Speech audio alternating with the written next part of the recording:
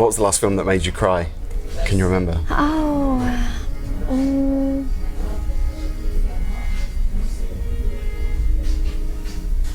No. I like your honesty. I don't. Put you on the spot.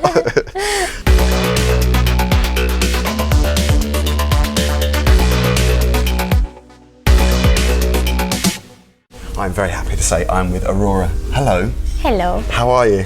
I am actually very good. A busy time for you at the moment because you've just released your fantastic second album. Well, the follow-up to Infections of a different kind. Yes. It's your third album, strictly speaking second album, isn't it? Yes, I feel like it's the third, but in the proper way, they say it's the second. Right, because the last one was an EP. Yes. 8-track EP. I love the album. Thank Congratulations, it's so fantastic, and you've been getting great reviews as well, which is really good to see, isn't it? Do you read your reviews? you. No, I don't. But I think it's nice, and I have seen the mood the reviews are in. All It's very very positive. wonderful. Yeah. And it's very clear to me that they've been really diving into the music, which is very, very nice, very That's good. respectful. How's London treating you as well? Because we're in King's Cross at the moment. Yes, it's a very busy street, isn't it? I've been treated very, very well by London, and I've been enjoying the weather. It's been grey every day. Do you like the rain? I love the grey weather. It's just very in tune with how I feel my mind is, a bit. I feel like when it's grey, it's like nothingness, Yeah. It's just... It's mood weather. I like Good it. mood weather. It's lovely. Good for you when you're creative, when you're writing songs. Yes, absolutely. Now, I've got to say, your album, with its emphasis on the political climate, you couldn't really ask for it to be released at a better time, really. It's perfect for the moment, isn't it? Because you're covering quite a lot of those topics in your songs. Yeah, I am. Was that a deliberate thing? Was it just how you felt naturally when you were writing? Or? Yes, this whole chapter of my life with step 1 and 2, I knew that I wanted my music to do something important. That's the big kind of difference. But then step 1 is more about the emotional themes, like in Queendom, and it's about the emotional themes. And I wanted to get even wider in step 2, a bit more aggressive, because I feel like we are so at the edge now, on the edge, to either be the generations that destroyed the world or to be the generation that saved the world. And I would so much like to have that we saved the world on our shoulders. Yeah. And We got a lot of work to do because the planet's damaged, isn't it? Yeah, it is. The beauty of the battle, the environmental battle that's happening right now, is that there is still hope if we do something now. We have to That's act fast. why, we have to, and that's why it's such a hopeful thing right now, because we can save. And I love the nature. It's the only place where you can really relax. So yeah, I'm very happy to be a part of the battle. There's a great lyric on your track, which is the seed on this album, which is you can't eat money. Well, you cannot eat money. It's very true when you think about it, because a lot of us, particularly vegans, I've been vegan for 3 years, and it's really thought-provoking stuff, isn't it, when you hear that song? When you were writing it, were you trying to educate people, trying to inform people about it? We just take and take and take, and this world has been so changed, and it's so weird how I think it's making us more and more unhappy, the way the focus has been changed to these strange materialistic things. It's very strange. And veganism here is booming, and it's starting to really take off in America. I don't know what it's like back home in Norway. Is it the same there? Is it starting to become popular? It's starting to become more and more popular, which is brilliant. Yeah. And also it's getting easier to find really good vegan food, because now the restaurant is kind of starting to change, which is amazing, because it can be hard. What was the process like writing this album and recording as well? Because it sounds, parts of it it sounds like a new departure for you, because musically there's a little bit of hip-hop inspired tracks. It's more rhythmic. I mean, you've always had that rhythm element to your work, but It sounds like you're stepping out of your comfort zone a little bit. Well, I don't really have a comfort zone. I just make the music I want to make. And now I wanted to make music that, you know, I love hip hop rhythms and the way hip hop was born just in the culture of the people that made hip hop there and then.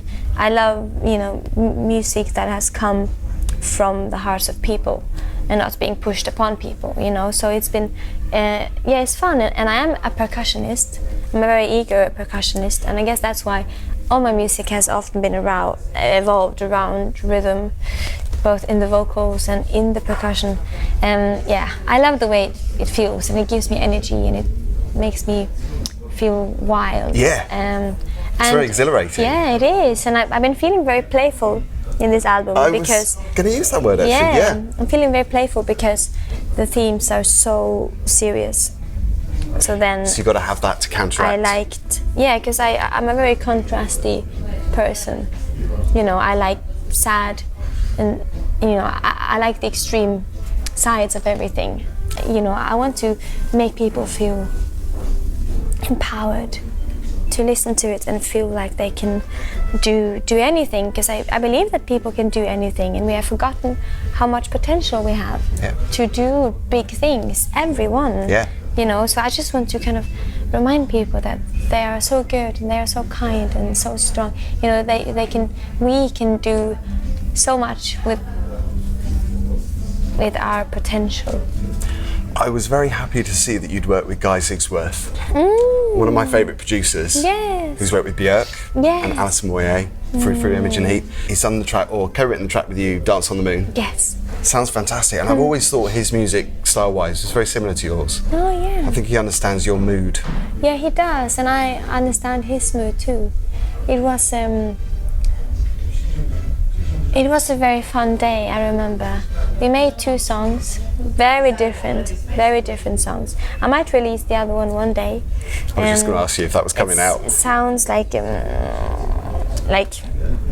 half dead, half alive person. But I think you would like it. What did you think of his way of working? Was it similar to yours? Similar, but also different. But then I can't really speak for him. I don't know how, you know, I know like with myself it can be so different, but we had the same tempo. Both was very passionate and very like, oh, we have to do this and now this and this, and but we didn't finish the song though. I had to go to France, and I finished the song myself later, because I wanted a production to, you know, to be even more in the way I had envisioned. But it was such a fun day, and he's a lovely man. Yeah, we had a good time. His music is very widescreen, and I think yours is as well. It's very large, soundtracky. We'll come onto that in a minute, because I've got to ask you about soundtracks. Now, Billie Eilish, who's had an amazing year, she is a big fan of yours. When you first heard about that, what was going through your head?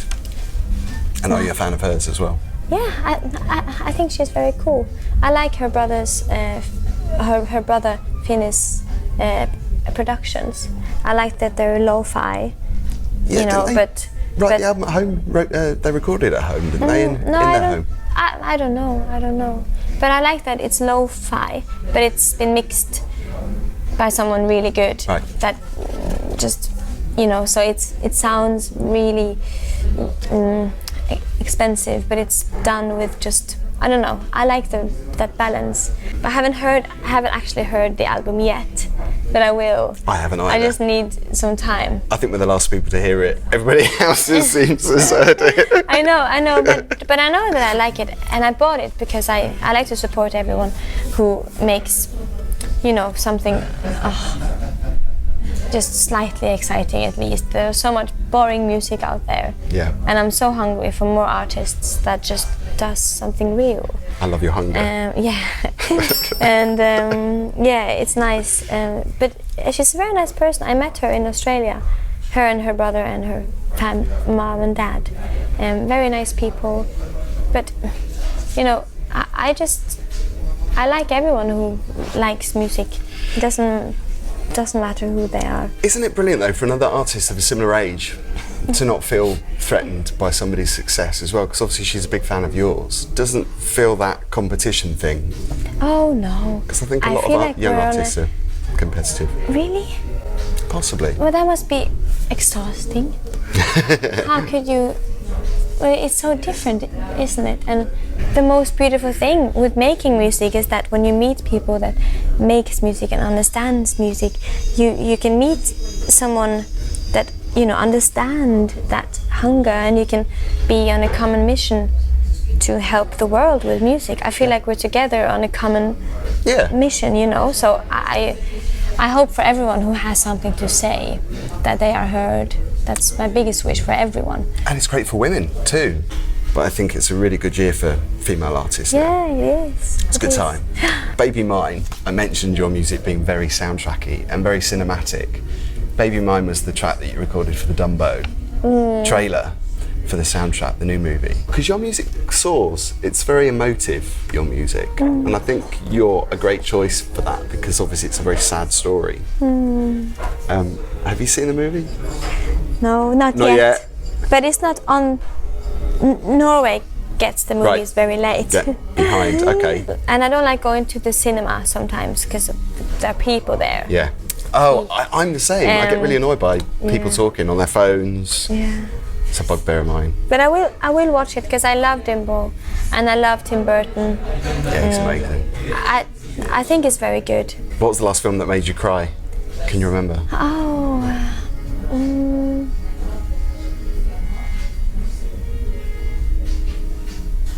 No. I like your honesty. I don't. Put you on the spot. The River, another track on the new album, which is incredibly emotive. It's your call for people to be more open about their feelings, especially now, because I think we're in a time where you're always told to keep everything a secret and not express your love, regardless of your sexuality as well. It's a really sad time, I think, for that aspect, and your song is the opposite of that. It's a very positive message.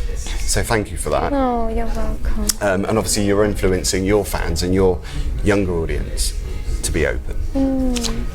I think it's very important. I feel like the world could be a so much better place if we stopped spending all our time fighting battles we will never win. Like when they try to fight against love, obviously they will never win the fight. Yeah. The people who are against it, who think they can trap love in a box and decide what's right and what's not. You know, it doesn't make any sense, and obviously they will die and love will live on. Love will always win because it's the purest thing we have. Yeah. And I feel like I don't understand why they would do that to the world. And it's the same with openness about your emotions. When you hold them in, they eat you from the inside. And if you don't do something about it before it's never too late, but before it's kind of too late, you lose something very important, I think. You become you don't get the chance to become the human you could have been, I think. And you don't have the capacity to be as good as you could have been to the people around you. And then, you know, the world is a tiny bit worse than it could have been if someone just saw you and asked you or let you be whatever you wanted to be, you know. I feel like, you know, it's very obvious we have to let people just be who they are, because then we have the chance to get a fantastic world full of people that knows, you know, who they are. And I don't know, everything would become better if those small things are changed. Absolutely. It seems like people are scared of love, which is crazy, isn't it? Yeah, it is. Why should you be scared of love? It's just insane. It's very, very strange. Now, I mentioned your music being very cinematic, and I mentioned the Dumbo movie.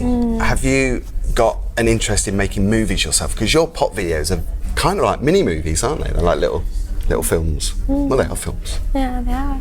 Well, I am extremely visual. I will write a book first, I'm already writing a book, just because, you know, that's fun. I have been directing one music video for another band once before, right, a few months ago this year, which I really enjoyed. I enjoy, and I always co-direct my own music videos. I love to make music that makes people feel like the lead role in their own life.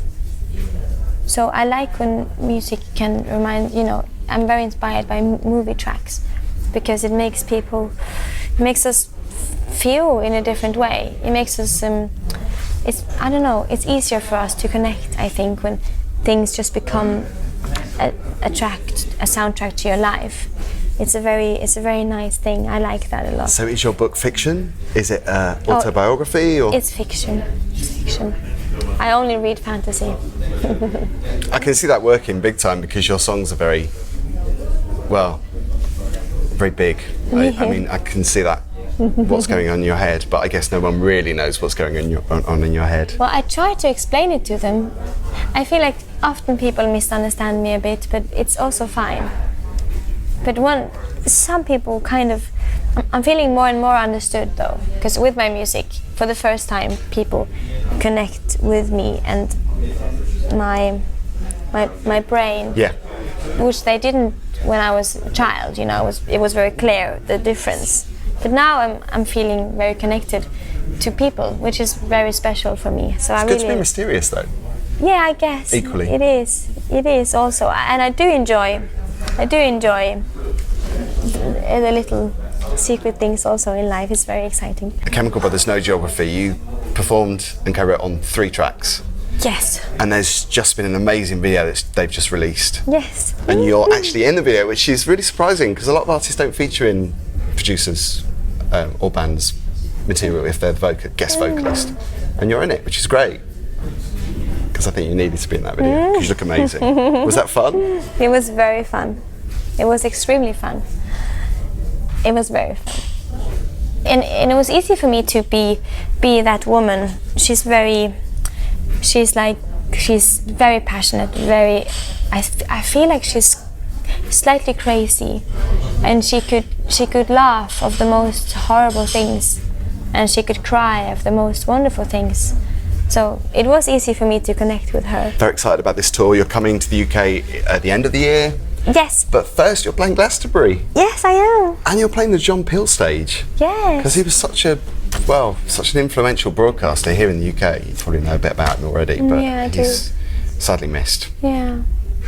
But that must be awesome to play his stage. Yes, and I have actually played that stage once before, 3 years ago.